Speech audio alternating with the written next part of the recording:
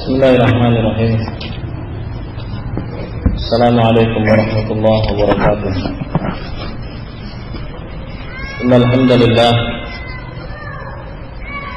nahmaduhu wa nasta'inuhu wa nastaghfiruh wa na'udzu billahi min shururi anfusina wa min sayyiati a'malina. Man yahdihillahu fala mudilla lahu ومن يضلل فلا هادي له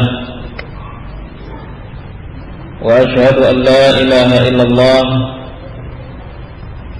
وحده لا شريك له وأشهد أن محمدا عبده ورسوله صلى الله عليه وعلى آله وصحبه ومن تبعهم بإحسان وسلم تسليما أما بعد. Insyaallah mulai sore ini kita akan membaca sebuah kitab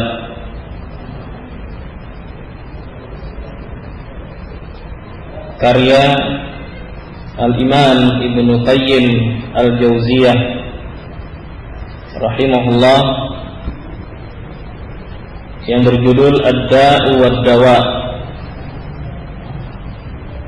penyakit dan obatnya. Yang akan kita baca di sini adalah ringkasannya. Bismillahirrahmanirrahim. Su'ila Syekhul Imam Abu Abdullah Muhammad bin Syekh الصالح تقي الدين أبي محمد أبي بكر المعروف بابن قيم الجوزية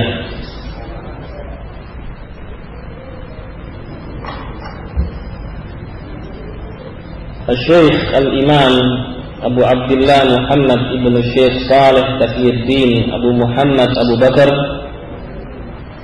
yang dikenal dengan Ibnu Qayyim Al-Jauziyah ditanya,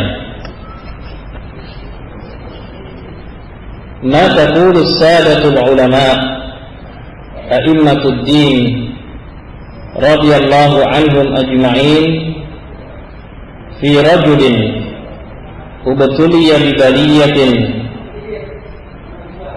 wa 'alima annaha in istamarrat bihi afsadat dunyahu wa akhiratuhu أو آخرته وقد اجتهد في دفعها عن نفسه بكل طريق فما تزداد إلا توكدا وشدة فما الحيلة في دفعها وما الطريق إلى كشفها فرحم الله من أعان مبتلى والله في عون العبد ما كان العبد في عون أخيه أفتونا مأجورين رحمكم الله.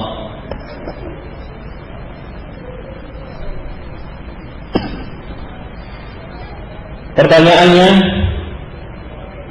apa yang dikatakan oleh para ulama, para a'immatud din radhiyallahu ta'ala anhum ajma'in tentang seorang yang diuji dengan suatu musibah dan dia tahu bahwa jika musibah itu terus menimpa dirinya maka akan merusak dunia dan akhiratnya, dan orang tersebut berusaha untuk menolaknya dengan berbagai cara, namun tidaklah hal tersebut bertambah, melainkan musibah yang dirasakan itu lebih perih, lebih pedih dan seterusnya. Maka bagaimana cara untuk menangkalnya? dan bagaimana cara untuk mengangkat musibah tersebut. Pertama pertanyaannya untuk menangkal, dan yang kedua untuk mengangkat.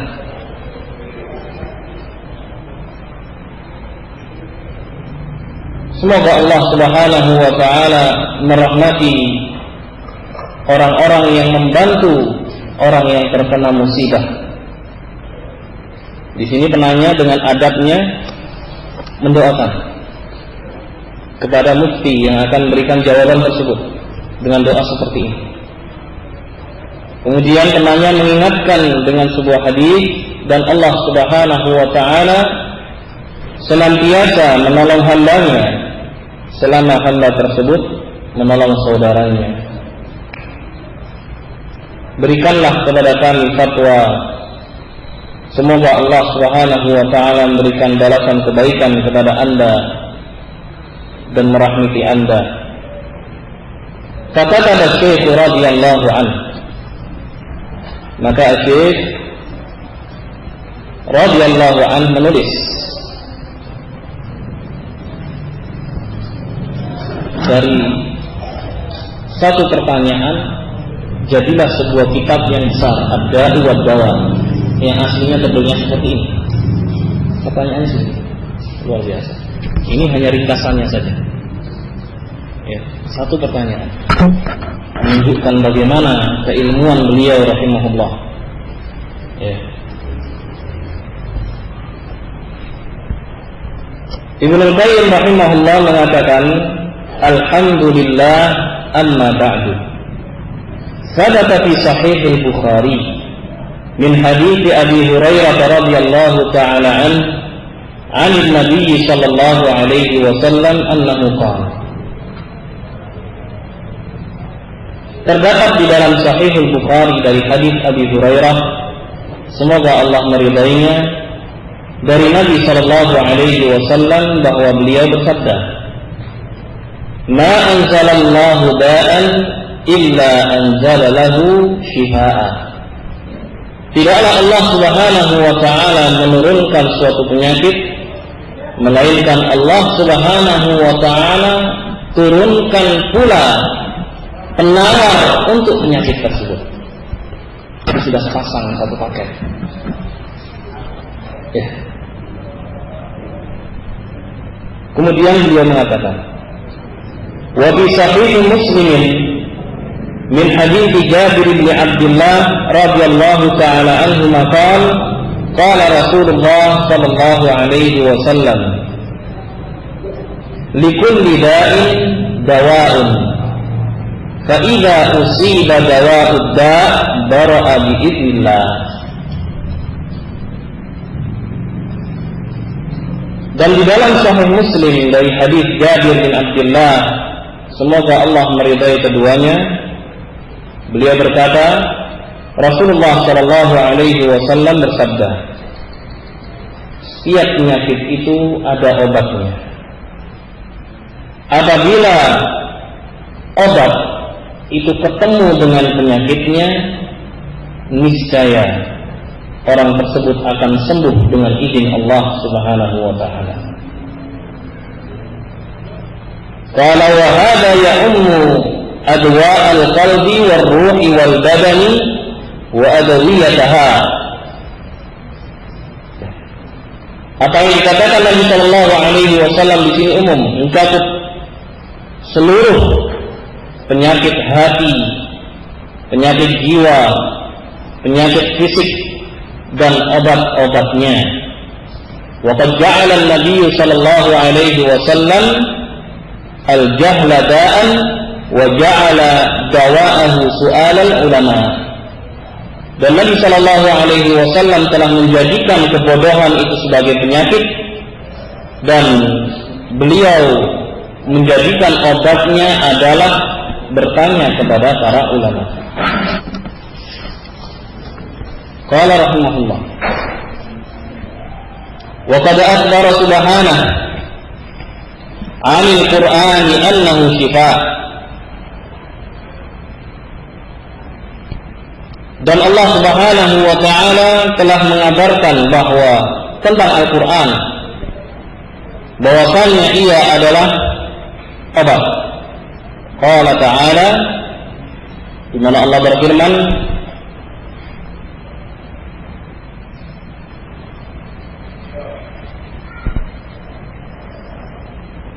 Qul, yang potongannya adalah Qul huwa lilladzina amanu hudan wa shifaa.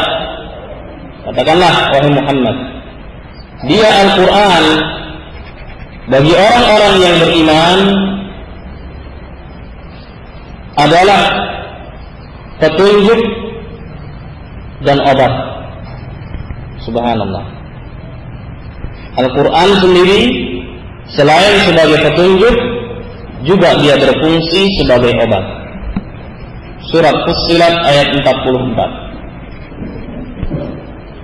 Dan Allah Subhanahu wa taala berfirman, "Wa nunazzilu minal Qur'ani ma huwa shifaa'un wa rahmatun lil mu'minin." Dan kami turunkan Al-Qur'an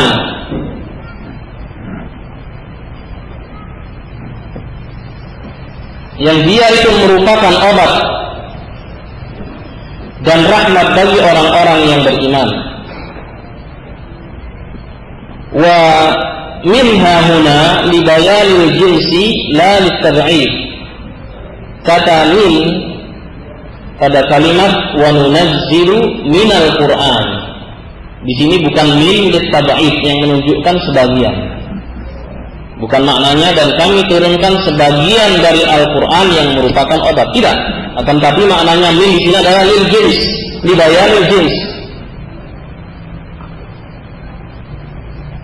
Fa innal Qur'ana kullahu shifaa. Sebab Al-Quran itu seluruhnya adalah obat. Kama qala fil ayatil mutaqaddimah. Sebagaimana yang Allah Subhanahu wa taala katakan pada ayat sebelumnya. Ya, qul huwa lilladzina amanu hudan wa shifaa. Tuh, dikatakan seluruh Al-Qur'an, bukan sebagiannya. Ya. Nah, fa huwa shifaa'un lil qulub min da'il jahli wasyakki warraib. Maka Al-Qur'an itu merupakan obat bagi hati dari penyakit bodoh, penyakit ragu dan rancu. Falam yunazzilillahu subhanahu minas sama'i shifaan qattu a'amma wala anfa'a wala a'zama wala anja'a fi izalati da'il Qur'an. Dan tidaklah Allah Subhanahu wa ta'ala menurunkan obat dari langit sama sekali yang lebih menyeluruh, yang lebih bermanfaat, yang lebih agung dan lebih paten di dalam mengangkat penyakit daripada Al-Quran. Maka Al-Quran adalah obat yang paling manjur.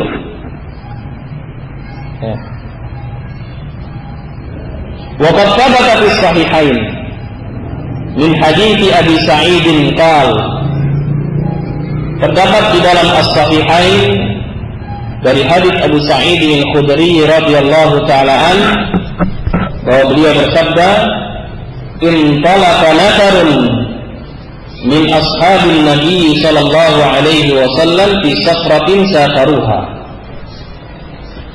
Sejumlah sahabat Nabi sallallahu alaihi wasallam pergi dalam sebuah perjalanan yang mereka lakukan.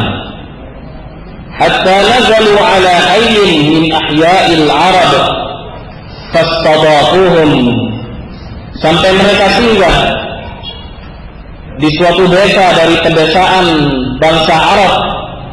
Kemudian mereka minta untuk dijamu. Ini menunjukkan merupakan hak, ya, sebagai tamu untuk meminta dijamu. Karena memang kewajiban bagi orang yang kedatangan tamu untuk menjamu tamunya. Hukumnya wajib. Selama berapa? Selama 3 hari. Wajib hukumnya. Kalau nggak dikasih, maka berhak tamunya untuk meminta dan menagihnya. Jamu saya. Ini bukan aib. Ya, akan tapi demikianlah aturannya. Ya. Maka mereka minta untuk dijamu. Ya. Fa'adaw ayyudayyituhum. Namun penduduk desa enggan, tidak mau untuk menjamu mereka. Faludida sayyidu dalikal hayy. Ya. Tiba-tiba disengatlah tokoh, ya, dari desa tersebut. Disengatlah tokoh dari desa tersebut. Nah, fasa'al lahu bikulli syai'in la yanfa'uhu syai'. Maka mereka berusaha dengan segala cara, ya, untuk mengobati tokohnya tersebut, namun tidak ada yang berhasil.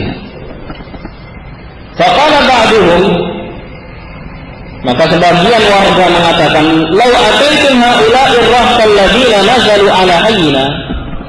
Coba kalau kalian datangi rombongan yang singgah di desa kita, la'allahu ayyakuna 'inda ba'dihim syai'.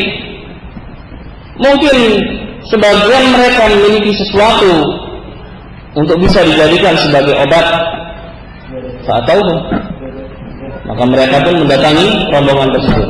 Rombongan yang sudah dicuekin, ya, dibiarin, sekarang tidak ada. Nah, faqalu ya ayyuhar rahb, wahai rombongan, inna sayyidana ludik, sesungguhnya tokoh kami, ya, telah disengat oleh kala jengking. Wa sa'ina lahu bikulli syai' la yanfa'uhu syai', dan kami telah berupaya semaksimal mungkin namun tidak bermanfaat sedikit pun upaya kami. Ya, tidak ada bekasnya, tidak ada akarnya, tidak ada pengaruhnya. Fahal inda ahadun minkum syai', mungkin barangkali ada di antara kalian yang memiliki sesuatu, jadikan sebagai obat. Faqala ba'duhum, na'am wallahi inni la urfi. Ya, demi Allah kami akan ruqyah. Walakin wallah laqad tabahnakum falam tubayyituna. Akan tapi demi Allah, kami telah meminta jamuan kepada kalian namun kalian enggan untuk menjamu kami. Fama ana jirafin hatta taj'alu li ju'lan. Maka saya tidak akan meruqyah sampai kalian beri kami ju'l atau upah sebagai upah dari ruqyah tersebut. Ini menunjukkan bahwa upah ruqyah itu boleh. Minta upah dari ruqyah itu dibolehkan. Fasalahuhum, akhirnya mereka sepakat, ya, sepakat. Al-qati'in minal ghanam, mereka sepakat untuk memberinya, ya, sepotong kambing.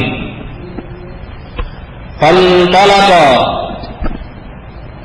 yadkhulu alaihi wa yaqra'u alhamdulillahi rabbil alamin faka'annana nasita min iqalin.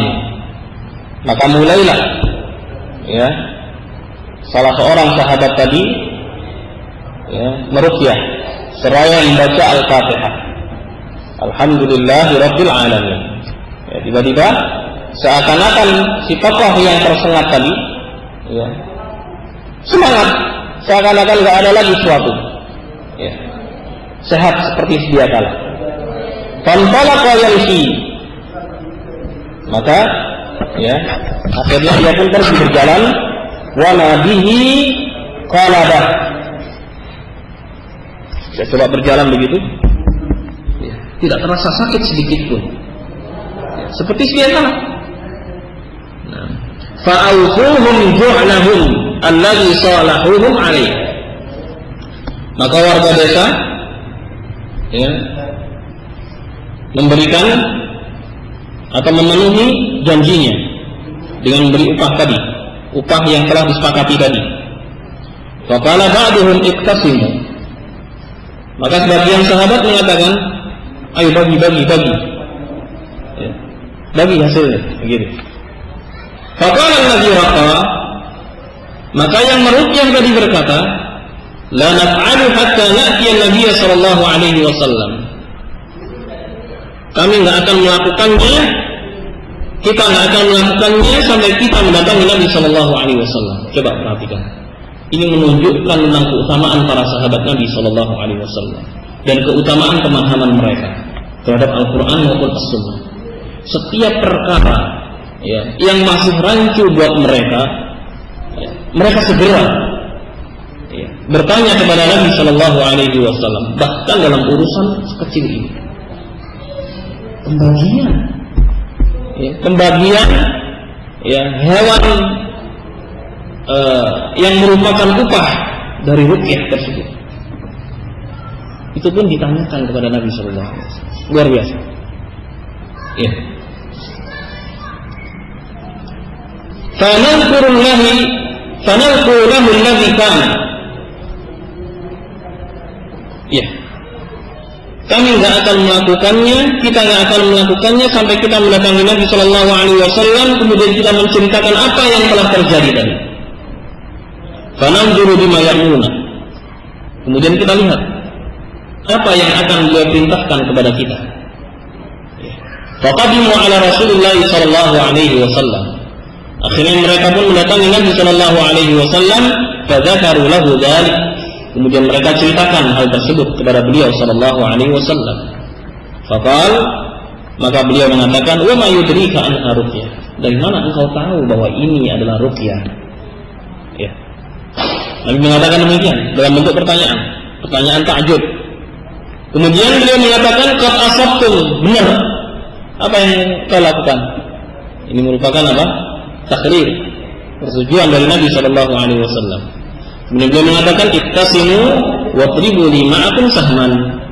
Ya, bagilah dan masukkan bagianku ya dari pembagian tersebut. Nah, ikhwatullah, azani Allah wa iyyakum. Perhatikan hadis ini, hadis yang panjang ini. Banyak sekali faedah. Namun ya, yang menjadi fokus perhatian dari Al-Imam Ibnu Qayyim rahimahullah adalah perkataan beliau berikut ini, faqad athara hadha ad-dawa fi hadha ad-da' wa azala hatta ka'allam yakun. Coba perhatikan pengaruh dari obat ini terhadap penyakit ini, dan bagaimana obat tersebut tentunya dengan izin Allah menghilangkan penyakit itu. Obatnya apa tadi? Bacaan Al-Quran. Coba, bacaan Al-Quran. Tadi dikatakan bahwa Al-Quran adalah obat yang paling bermanfaat, obat yang paling mujarab, obat yang paling agung. Tidak ada obat yang paling manfaat kecuali Al-Quran. Nah, di sini perhatikan bagaimana pengaruh obat tersebut terhadap penyakit itu. Penyakit fisik, betul tidak? Ini bukan kesurupan, tapi ini penyakit fisik, yaitu disengat dengan kalajengking. Luar biasa. Terus bagaimana obat tersebut bekerja sampai-sampai mengangkat penyakit tersebut dengan izin Allah, seakan-akan orang tersebut seperti sedia kala. Wa huwa ashalu dawa'in wa aisaruh. Dan ini merupakan obat yang paling mudah. Yang paling mudah. Walau ahsanal 'abdu tadawiya bil Fatihah la ra'a ta'thiran 'ajiban fi shifa. Ini penting. Seandainya betul-betul seorang hamba itu ya ngerti ya di dalam cara mengobati dengan surat Al-Fatihah, niscaya dia akan melihat pengaruh yang luar biasa dalam proses penyembuhan suatu penyakit. Seandainya dia betul-betul ya bagus cara mengobatinya dengan Al-Fatihah. Nanti akan sebutkan seperti apa sih cara mengobati yang bagus dengan Al-Fatihah itu. Akan disebutkan tentunya bacaan yang bagus, apa yang dibaca dia pahami, kemudian disertai dengan hati yang betul-betul yakin. Ya, itu nggak gampang. Bikin kondisi seperti ini nggak gampang. Coba misalnya 1000 orang suruh baca Fatihah, punya pengaruh nggak? Ya, belum tentu. Maka akan disebutkan di sini caranya. Ini baru Al-Fatihah. Ya. Kemudian Ibnu Qayyim mengatakan, wa makattu bi Makkah muddatan ya'tarini adwa. Aku pernah tinggal di Makkah ya sekian lama dan pernah ditimpa oleh beberapa penyakit. Ya, pernah ditimpa oleh beberapa penyakit. Wala ajidu tabiban wala dawaan wa fakuntu u'aliju nafsi bil Fatih. Sementara saat itu aku tidak mendapatkan dokter, tidak mendapatkan obat sama sekali. Maka yang aku lakukan adalah ya berusaha menyembuhkannya dengan membaca Al-Fatihah. Ya. Kata Ibnu Qayyim, pengalamannya dibagi-bagikan. Fa'ara laha ta'thiran ajiban, dan saya perhatikan pengaruhnya luar biasa. Fakuntu asifu dzalik liman yashtaki alaman, maka aku sifatkan yang demikian ini bagi mereka yang mengeluh sakit. Fakana katsirun minhum yabra'u sari'an, dan kebanyakan mereka ya yang sakit tersebut bisa sembuh dengan segera. Ya, ketika mereka mengadu, saya sakit ini, dibacakan oleh Ibnu Qayyim Al-Fatihah. Subhanallah. Ya, ini adalah apa? Pengalaman beliau. Walakin hahuna amrun yanbaghi tafattunu lah. Akan tapi di sini ada satu perkara yang harus diperhatikan baik-baik. Apa itu? Wa huwa anna al-azkar wal ayati wal ad'iyyah allati yustashfa biha wa yurqa biha hiya fi nafsiha nafi'atun syafiyah.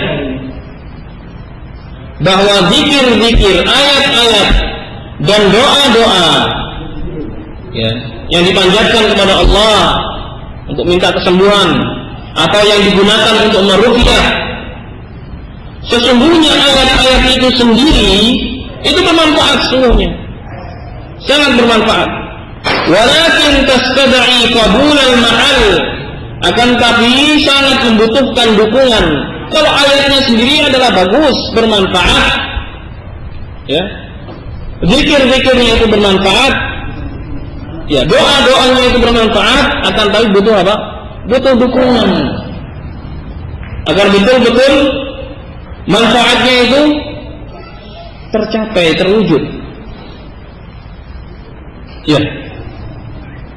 Wa quwwatu himmatil fa'il wa ta'thirih, dan dibutuhkan pula kekuatan semangat dari orang yang membacanya. Ya. Betul-betul menjiwai dia ketika membaca Al-Fatihah tersebut, paham dengan apa yang dia baca.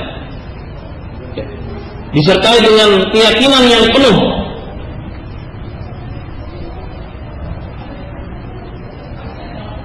Kama taqallaka syifa kana li dha'fi ta'thiril fa'il. Maka kapan ya sembuh itu, ya, kapan kesembuhan itu menjauh, maka sungguhnya ini sangat berkaitan dengan kelemahan orang yang membaca Al-Fatihah tersebut. Ya. Kalau Al-Fatihahnya sendiri itu sangat bermanfaat, tapi sekarang masalahnya tergantung yang baca. Ya. Tergantung yang baca. Bermanfaat atau tidaknya tergantung dari pelakunya dan keyakinan pelakunya tersebut. Nah, awli adam qabulil mahal al-munfa'il, atau karena tidak ada dukungan-dukungan yang mengarah ke sana. Awli mani'in qawiyyin fi yamna'u an yanja'a fihi dawa, atau terdapat menghalang yang sangat kuat, ya, yang dapat menghalangi kemanjuran obat tersebut, ya, berarti kembalinya kepada apa? Kepada masing-masing individu. Kuncinya di situ. Sudah jelas sekarang. Kalau ayatnya, doanya, zikirnya, semuanya bermanfaat, jelas. Sekarang masalahnya, loh, kok yang ini bisa, yang ini nggak bisa, yang ini bisa, yang ini nggak bisa. Berarti kembalinya kepada siapa? Kepada pelakunya, orang yang membacakannya, ya loh? Kepada orang yang membacakannya. Kalau orang tersebut paham, disertai dengan kuat dan keyakinan yang luar biasa, paham dia dengan apa yang dibaca. Kemudian akidahnya pun bagus, luar biasa. Jangankan itu, penyakit fisik pun bisa sembuh. Penyakit fisik, ya, penyakit fisik. Dan memang Allah Subhanahu wa ta'ala jadikan Al-Quran itu sebagai apa? Sebagai obat. Kalau ditanya hubungannya apa ya kok bisa sembuh? Ya hubungannya karena Al-Quran telah Allah jadikan sebagai obat. Itu hubungannya. Ya, jelas ya. Nah, maka ditinjau menurut syariat boleh berobat dengan bacaan-bacaan Al-Quran, karena memang Allah Subhanahu wa ta'ala membolehkannya, sebagaimana firman-Nya tadi. Wadah.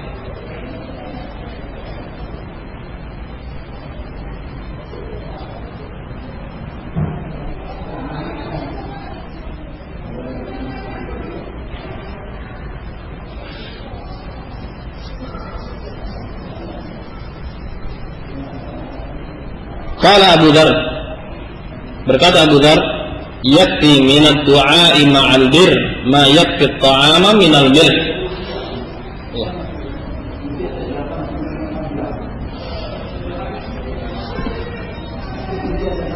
Cukuplah doa itu bersama kebaikan, ya, sebagaimana cukupnya makanan itu dari garam.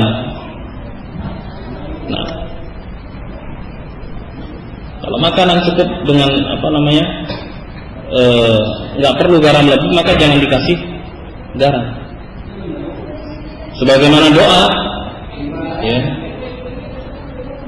itu akan cukup ketika disertai dengan kebajikan. Oleh sebab itu kita juga dianjurkan, ya, atau dibolehkan untuk bertawassul dengan doanya orang-orang saleh. Doanya orang-orang saleh. Nah, kenapa? Ya, karena ada kebaikan pada diri mereka, dikenal bahwa mereka adalah orang-orang yang baik, yang dekat dengan Allah Subhanahu wa ta'ala. Asal orangnya apa? Hadir dan hidup dan ada di hadapannya. Maka ini dibolehkan yang seperti ini.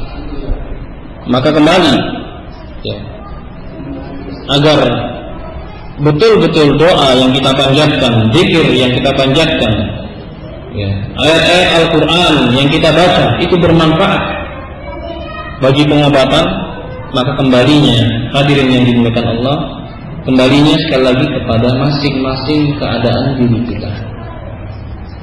Semakin kita dekat kepada Allah, maka yang demikian itu akan semakin mudah dikabulkan oleh Allah Subhanahu wa ta'ala. Ilahuna, mudah-mudahan bermanfaat. Kurangnya mohon maaf. Wassallallahu ala nabiyyina Muhammadin wa alihi wa sahbihi wa sallam. Walhamdulillahi rabbil alamin. Wassalamualaikum warahmatullahi wabarakatuh.